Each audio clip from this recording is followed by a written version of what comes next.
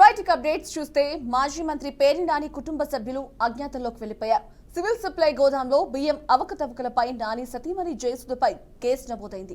ఇక ఈ మేరకు ఆమె ముందస్తు బెయిల్ కోసం మచిలీపట్నం జిల్లా కోర్టులో పిటిషన్ వేశారు. ప్రధాన నిందితురాలిగా జయసుధపై పోలీసులు కేసు నమోదు చేశారు. అలాగే పేర్ని నాని వ్యక్తిగత సహాయకుడు మానస తేజ పేర్నిపై నాని కూడా కేసు నమోదైంది. ఇక ఈ క్రమంలో గత 3 రోజులుగా పేర్ని నాని అందుబాటులో లేరు. ఇక ఇంట్లో ఎవరూ లేకపోవడంతో అజ్ఞాతంలోకి వెళ్లినట్లు సోషల్ మీడియాలో ప్రచారం జరుగుతోంది.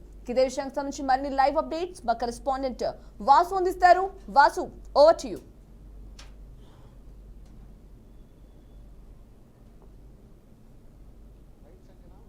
మాజీ మంత్రి పేర్ని నాని అతని కుటుంబ సభ్యులు 3 రోజులుగా అజ్ఞాతంలోకి వెళ్ళినట్లుగా తెలుస్తుంది. మచిలీపట్నంలోని సివిల్ సప్లై గోడంలో రేషన్ బియ్యం మాయమైన విషయంలో పేర్ని నాని సతీమణి ఆయన జయసుధపై కేసు నమోదైంది. ఒక జయసుధపైనే కాకుండా ఆ పేర్ని నాని కానీ అతని వ్యక్తిగత సహాయకుడైన మానస్ తేజతో పాటు పేర్ని నానిపై కూడా పోలీసులు అయితే కేసును నమోదు చేశారు. ఈ నేపథ్యంలోనే కేసుకు సంబంధించి పోలీసులు తనను అరెస్ట్ చేయకుండా జయసుధ మచిలీపట్నం జిల్లా కోర్టులో ముందస్తు బెయిల్ కోసం పిటిషన్ అయితే దాఖలు చేశారు. మరోవైపు ఈ కేసు నమోదైనప్పటి నుండి పేర్ని నాని అతని కుటుంబ సభ్యులు అందరూ కలిసి అజ్ఞాతంలోకి వెళ్ళినట్లుగా సోషల్ మీడియాలో జోరుగా ప్రచారం అయితే సాగుతుంది.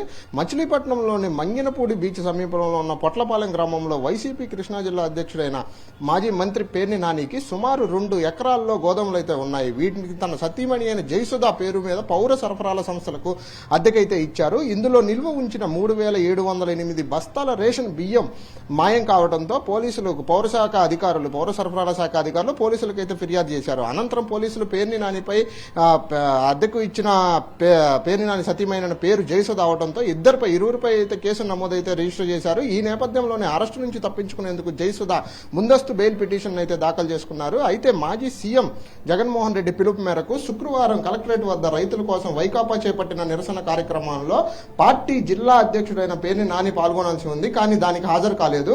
అదేవిధంగా బందర్ నియోజకవర్గ ఇన్ఛార్జిగా ఉన్న పేర్ని నాని తనయుడు పేర్ని కిట్టు కూడా కనిపించకపోవడంతో అజ్ఞాతంలోకి వెళ్లారన్న అనుమానాలు మరింత బలంగా చేకూర్చినట్లుగా తెలుస్తుంది. సంజన.